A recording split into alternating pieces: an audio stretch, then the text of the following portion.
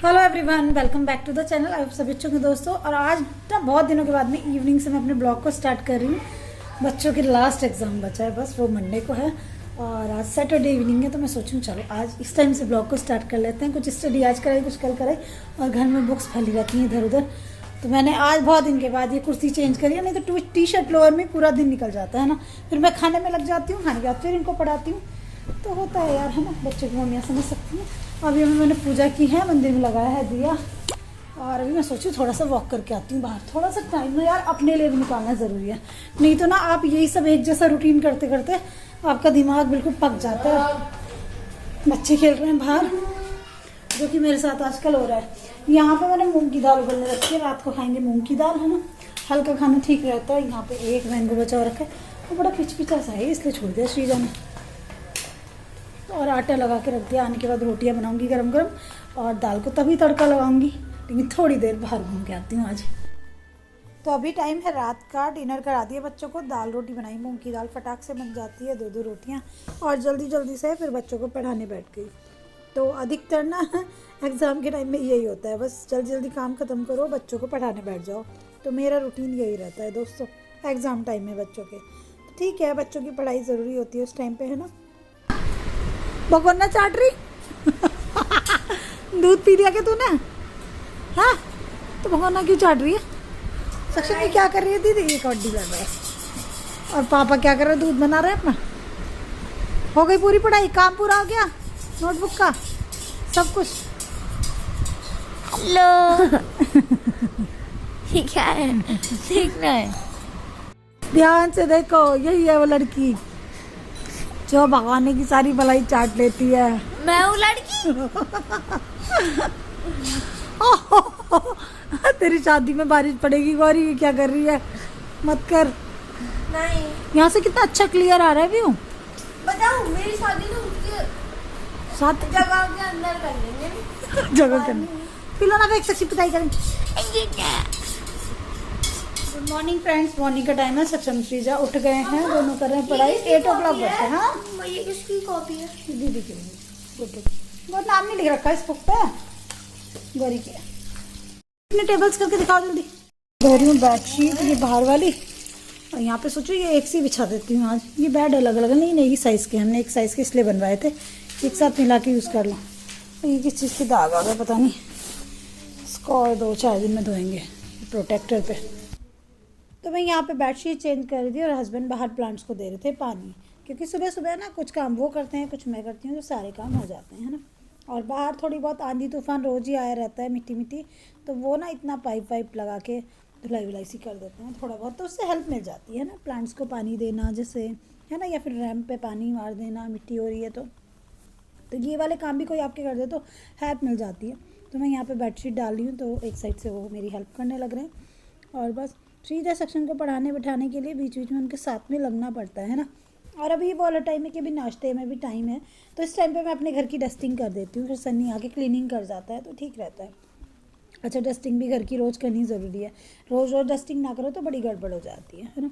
और मैं सोची हूँ ब्रेड के जो प्रोटेक्टर हैं, तो इनको और 1-2 दिन में धोती हूँ बच्चों के एग्ज़ाम के बाद में। अच्छा, कई सारे काम मैंने डिले कर रखे हैं कि बच्चों के एग्ज़ाम ख़त्म होंगे तब करूँगी। इस टाइम फैला के कुछ फ़ायदा नहीं, क्योंकि आधा दिन तो बच्चों के साथ मम्मी का ही जाता है। और उसके बाद मैं आगे किचन में, आज मैं बना रही हूँ गर्मा गर्म आलू के पराठे बच्चों के लिए। पिछली बार जब आलू के पराठे बनाए थे तो वो आलू अच्छे नहीं थे, फिसे से बने, अच्छे नहीं बने। तो बड़े अच्छे आलू थे, बड़े करारे करारे क्रिस्पी क्रिस्पी पराठे बनाए। मैंने बच्चों को ब्रेकफास्ट करा, और ब्रेकफास्ट कराने के बाद आज कपड़े वपड़े डाले बाहर सूखने के लिए। श्रीजा को एक चैप्टर पढ़ा है, और उसके बाद पता क्या हुआ, मुझे ऐसा लगा कि मुझे कितनी नींद आ रही है, मैं इतना थक गई। और जैसे ही मैं बाहर लेटे मैं सो गई लगभग 11 बजे, है ना। तो 11 से 12 बजे 1 घंटे मुझे ऐसे नींद आई। और उसके बाद मैं अभी बैठ के 1 कप अपने लिए चाय बनाई, क्योंकि मुझे लंच की तैयारी करनी है, तो मैं यहाँ बैठ के पी रही थी चाय। कभी कभी यार बड़ी थकान हो जाती है। और बिंदी देखो, मैं कही थी ना काम करते करते आजकल यही रहेगा, रोज़ बिंदी स्लिप हो जाती है माथे से। एक तो मेरी स्किन ऑयली है, ऊपर से मेरे को आदत है ना ये लगाने की, मेरे को मतलब निविया सॉफ्ट लगानी पड़ती है रोज़। मेरी स्किन कहीं से ड्राई हो जाती है, कहीं से हो जाती है। और वीडियोस में भी इसलिए कभी कभी बड़ी ब्लैक सी नज़र आती है। और पीछे कुछ कपड़े रखे हैं, मैं कह रही हूँ ना कुछ काम पेंडिंग है, मैं सोची बच्चों के एग्ज़ाम ख़त्म होने के बाद नहीं करती। और ये बेडरूम हमारा इस मंथ में हमेशा डिस्टर्ब रहता ही है। जब हमारा बेडरूम हम बाहर शिफ्ट करते हैं ना, तो जब इसमें हम यहाँ जाएंगे थोड़ी सी और गर्मी हो जाएगी जब, तो तब इसको थोड़ा सा सेट कर लेंगे। कोई बात नहीं है ना, बच्चों के पढ़ाई वाले घर में ऐसा ही रहता है। पहले जो ज़रूरी लाइफ के काम है वो ज़रूरी है। अभी मैंने यहाँ पे बिंदी लगा ली है, और ये वाली साइज़ की बिंदी मुझे अपने फेस पे अच्छी लगती है, छोटे वाली। कभी कभी बड़ी भी लगाती हूँ, कभी कभी बड़ी बिंदी लगाने का शौक आता है ना, जैसे कभी साड़ी पहन रहे हो या फिर कोई ऐसा सूट पहन रहे प्रिंटेड सा डार्क कलर का, तो उसमें डार्क कलर की बिंदी लगाना बहुत अच्छा लगता है मेरे को। तो मैं अभी बैठ के पी रही थी चाय रूम में, और आज मैंने राजमा बॉईल किया है बच्चों के लिए। दोनों टीवी देख रहे हैं, इनको ब्रेक दिया है थोड़ी देर के लिए। श्रीजा, पढ़ाई करनी है?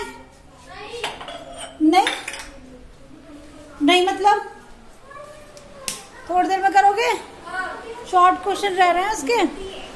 और देखो कमरा ऐसा कर रखा है, अंधेरा अंधेरा तो अच्छा लगता है आजकल। ऐसा ज़्यादा खिड़की दरवाज़ा खुला हुआ है ना, गर्मी में अच्छे नहीं लगते। बंद बंद सा घर ऐसा लगता है जैसे ठंडा लग रहा हो, तो सारे बंद कर रखे हैं इन्होंने। सो फ्रेंड्स, चलिए चलते हैं किचन में, क्योंकि बनाना है लंच। और यहाँ पे मैंने ये राइस भिगो के रख दिए थे, बासमती राइस, तो ये भिगो के अच्छे बनते हैं। राजमा बॉईल कर दिया, थोड़ा थोड़ा खड़ा लग रहा है, तो अगर थोड़ा थोड़ा खड़ा रसा रहे और मतलब अच्छे से बॉईल ना हो, तो मैं फ्राई करने के बाद 1-2 सीटी लगा देती हूँ। बहुत थोड़ा सा ऑयल डाला, उसमें प्याज और लहसुन फ्राई किया, उसके बाद टमाटर पीस के डाल रही हूँ उसमें। टमाटर के साथ ही हरी मिर्च पीसती हूँ, और अदरक आज मैंने डाला नहीं है भी नहीं मेरे पास। वैसे थोड़ा सा हल्दी पाउडर डाल रही हूँ कलर के लिए, इस टाइम थोड़ा सा नमक भी डाला था, थोड़ा धनिया और सौंफ का पाउडर डाला, और मेरे पास में राजमा मसाला रखा है। कभी कभी मैं इसका यूज़ करती हूँ, अधिकतर ना कभी कभार कर लेती हूँ। तो आज अदरक भी नहीं है, तो मैंने सोचा ये डाल लेती हूँ राजमा मसाला 1 चम्मच, स्वाद अच्छा हो जाता है इससे, है ना। तो मैं ट्राई करती रहती हूँ डिफरेंट चीज़ें, पता चलता है कौन से का टेस्ट अच्छा है कौन से का नहीं। तो यहाँ पे मसाला अच्छे से मेरा पक रहा है, और राजमा बहुत टेस्टी लगता है ना। तो राजमा तो अकेले में ही सफिशिएंट होता है, इसके साथ ज़्यादा कुछ बनाने का झंझट करने की ज़रूरत नहीं पड़ती, क्योंकि राजमा के साथ चावल बना लो और छुट्टी हो जाती है ना। तो बस यही। तो यहाँ पे मसाला बढ़िया से पक जाएगा, फिर मैं इसमें राजमा डाल के इसमें 2 से 3 सीटी लगा दूंगी, जिससे कि अच्छे से गल जाए। थोड़ा खड़ा खड़ा लग रहा है, और जब शूट करते हैं ना और स्टीम आ जाती है इस पर कैमरे पे, तो बिल्कुल ऐसे वाइट वाइट सा दिखता है ना। मसाला अच्छे से पक गया है, बड़ी अच्छी खुशबू आ रही है, तो इसमें डाल देते हैं राजमा। अच्छा, कभी कभी मैं छोटे वाला वो वाइट वाइट सा राजमा भी बनाती हूँ, कभी कभी वो बड़े वाला एकदम काले काले सा जो होता है, ये रेड रेड सा है। और ये मैं लूज़ में ही ले आई थी रिलायंस से, तो ठीक निकला था ये भी। इसमें 2-3 सीटी लगाऊंगी अभी। एक तरफ राइस रख दिए बनने के लिए, और एक तरफ रखा है राजमा, क्योंकि राजमा चावल सुन के या छोले चावल सुन के बच्चे क्या कह रहे हो सक्षम? भूख लग रही है। अभी राजमा चावल बन गया, ठीक है।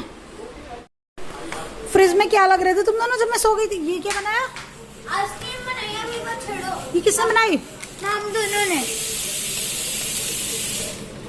ओहो, इसमें तो कुछ जमा के रखा हुआ है ना मम्मा, तुमने। चॉकलेट आइसक्रीम आती भी है कुछ? आता है। पहले चॉकलेट डालो, फिर उसको दूध में डालो, फिर बन गई, फिर इसके गिलास के अंदर डालो, फाड़ो, निकालो, खाओ। हाँ, निकालो। जब मैं अपनी वीडियो एडिट कर रही थी ना, तो श्रीजा मैडम ने ना मैंगो कट करके, उसकी मैंगो की स्लाइस बारीक बारीक काट के, और उसमें दूध मिक्स करके और उसमें शुगर मिक्स करके फ्रिज में रख दिया। तो वो खाने में तो बड़ा अच्छा टेस्टी था। तो हम चारों ने खाया था रात। तो श्रीजा ने सोचा मैं बहुत अच्छी आइसक्रीम बनाती हूँ, एक बार और बना दी। इस बार क्या क्या मिक्स किया? 2 टाइप की बनाई है, क्या? एक चॉकलेट वाली और एक मैंगो वाली। देखो ये सब अभी इनका जारी हो जाएगा, अभी बस आज से लास्ट पेपर की इंतज़ार है। फ्रिज तो नहीं चढ़ा दी पूरी। तो फ्रेंड, राजमा में मेरे 1-2 सीटी आएंगी, और राइस में भी इंतज़ार हो रही है। बच्चों को खाना दूंगी गरम गरम, और इस ब्लॉग को मैं यहीं पे एंड करूंगी, और एक प्यारे से कल के ब्लॉग में मिलूंगी। और मुझे भी इंतज़ार है बच्चों की छुट्टियां स्टार्ट हो, अब ना बोर हो गए हैं, क्योंकि हमारे मेरठ में ना अधिकतर बच्चों के स्कूल की छुट्टियां पड़ गई हैं। श्रीजा सक्षम के स्कूल की नहीं हुई, मेरे ख्याल से इन्हीं के स्कूल की नहीं हुई, शायद और सारे स्कूल की हो गई है। और इस टाइम अब गर्मी हो गई है काफ़ी बाहर, तो बच्चों को भेजने में भी डर लगता है कि बुखार उखार ना हो जाए इनको।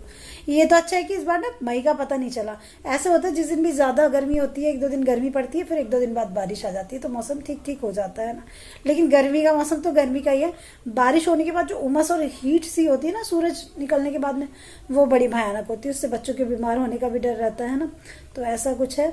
बस इंतज़ार है बच्चों की छुट्टियां पड़े जल्दी से। आप लोगों की तो पड़ गई है शायद। बहुत सारे लोग कमेंट कर रहे थे शिप्रा अभी भी स्कूल चल रहे हैं, तो स्कूल बस 1-2 दिन में लास्ट हो जाएंगे। हॉलीडे होमवर्क भी इनका फ़ोन पे मुझे मिल चुका है, मतलब एग्ज़ाम ख़त्म नहीं हुए, छुट्टियां पड़ी नहीं, हॉलीडे होमवर्क भी आ गया। तो एक नया प्रेशर और नया सिलेबस सब आ चुका है बच्चों के लिए। लेकिन छुट्टियों को एंजॉय करेंगे, धीरे धीरे हॉलीडे होमवर्क करेंगे तो मज़ा करेंगे बच्चे और मैं भी, कुछ है ना। और थोड़ा सा मेरे दिमाग को भी शांति मिलेगी यार बच्चों की पढ़ाई में। और मैं अब देखती हूँ, पता है जैसे मैं आपको बता रही थी, जैसे मेरे हस्बैंड का किडनी ट्रांसप्लांट हुआ पिछले साल, मतलब मेरी हालत ये हो गई थी यार। मतलब आप समझ सकते हो कि मेरे को इतनी ज़्यादा टेंशन रहती थी हस्बैंड को लेके कि जब मैं बच्चों को पढ़ाने के लिए ऐसे बुक्स उठा के बैठती थी तो मुझे सर में दर्द होने लगता था, मतलब मेरा सर दुखने लगता था, मतलब मुझे फिर बिल्कुल नहीं पढ़ाया जाता था।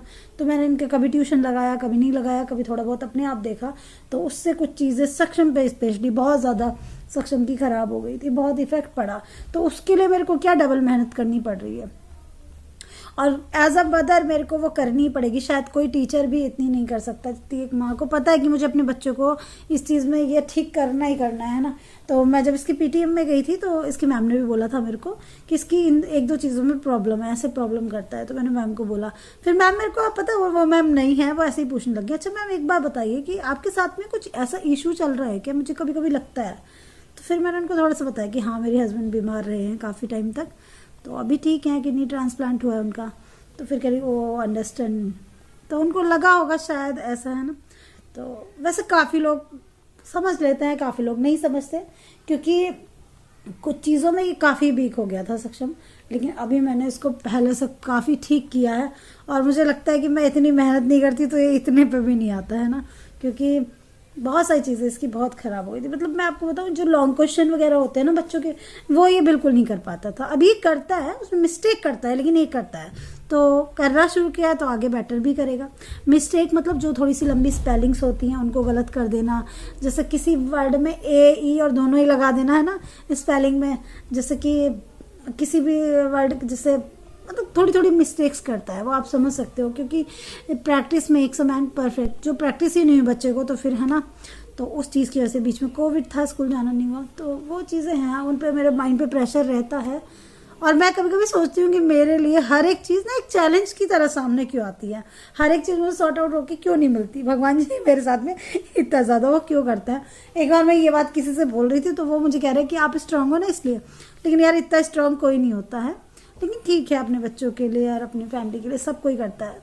लेकिन मैं भी चाहती हूँ कि मेरी ज़िंदगी में अब थोड़ा सुकून आए, थोड़ा ठहराव आए। कुछ साल में भी ज़िंदगी के मतलब बॉडी कभी कभी ऐसे ही लगती है कि बिल्कुल थक गई है, तो अब थोड़ा आराम कर, लेकिन वो चीज़ नहीं मिल पाती। कभी कभी अपने आप से झीक होती है, अपनी लाइफ पे होता है, लेकिन इतना टाइम ही नहीं मिलता। फिर मैं सोचती हूँ यार ठीक है बिज़ी हूँ तो टाइम नहीं मिलता सोचने का। अगर बिज़ी नहीं होती तो ये सब सोच सोच के और परेशान हो रही होती है ना, जैसे कि मोस्ट ऑफ द पीपल रहते हैं, बहुत ज़्यादा सोचते रहते हैं और परेशान रहते हैं। तो इसलिए मैं परेशान होने से अच्छा अपने आप को बिज़ी रखने में ज़्यादा फोकस करती हूँ, है ना। और किसी का फ़ोन आ रहा है। चलिए फ्रेंड्स, इस ब्लॉग को यहीं पे एंड करती हूँ, करके एक प्यारे से ब्लॉग में मिलती हूँ। और कल के ब्लॉग में मैं भी सुकून से मिलूंगी, क्योंकि शायद तब तक मेरे बच्चों का एग्जाम हो चुका होगा और मैं भी फिर शांति से चैन की सांस लूंगी। एग्जामिनेशन ऐसा लगता है बच्चों की नहीं मम्मी की हो रही है, बड़ा टेंशन आता है यार।